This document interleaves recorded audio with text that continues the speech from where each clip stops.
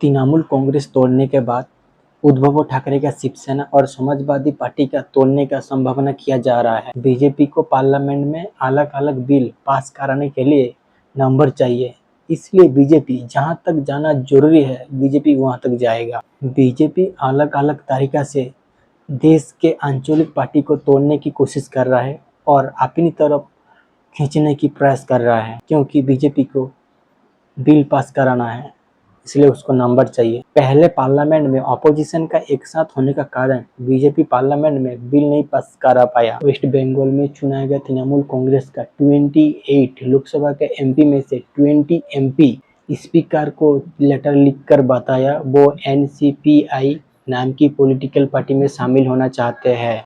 जो लोग भाजपा में शामिल हो रहा है, क्या वो लोग चोर नहीं है? क्या उन्होंने फ्रॉड नहीं किया है?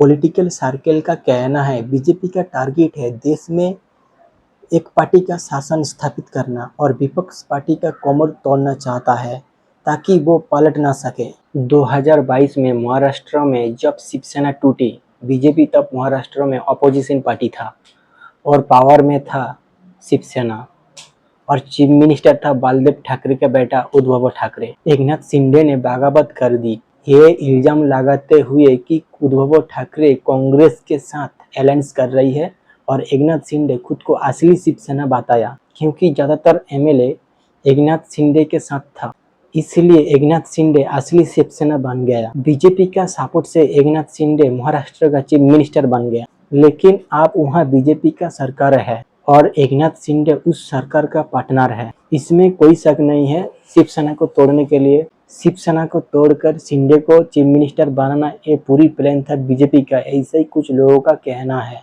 लेकिन भाजपा तृणमूल कांग्रेस को तोड़ने के लिए एक भी पैसा खर्च नहीं किया, क्योंकि बीजेपी वेस्ट बंगाल में भारी बहुमत के साथ सत्ता में आया है और भाजपा को सरकार चलाने के लिए किसी दूसरा पार्टी का एमएलए का सपोर्ट का जरूरत नहीं है। इसके बाद भी बीजेपी तृणमूल कांग्रेस को तोड़ने के लिए बेचैन है, लेकिन सारा इल्जाम बीजेपी पर डालने का कोई मतलब नहीं है। लेकिन जिस तरह से तृणमूल कांग्रेस का ज्यादातर एमएलए रूलिंग पार्टी का करीब जाने का कोशिश कर रहा है, कोई भी पार्टी इस स्थिति का फायदा उठाता। 2014 में लोकसभा चुनाव के दौरान नरेंद्र मोदी कांग्रेस मुक्त भारत का नारा लगाया था। फिर कभी अच्छा दिन आएगा सपना दिखाकर, तो कभी राष्ट्रीय भावना का फायदा उठाकर बीजेपी चुनाव जीती। लेकिन 2024 में कोई बालाकोट नहीं हुआ था, इसलिए बीजेपी को बहु भारी मत वोट नहीं मिला। इसका मतलब नरेंद्र मोदी का जनप्रियता कम हो रही है।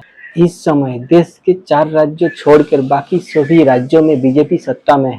कुछ मुख्य राज्यों में सत्ताधारी पार्टी के तौर पर, तो कुछ पार्टनर पार्टी के तौर पर। जहां बीजेपी कमजोर होता है वहां बीजेपी गठबंधन बनाकर सरकार का हिस्सा बन जाता है, फिर बीजेपी वहां सत्ताधारी बन जाती है। बीजेपी का असली टारगेट है एक वोट एक देश एक पार्टी, यानी बीजेपी के अलावा कोई दूसरा पार्टी नहीं होगा। आप आते बंगाल का मुद्दा पर, सीपीएम को अच्छी तरह से पता है कि विपक्ष की लीडर का तौर पर ममता बनर्जी कितने खतरनाक है।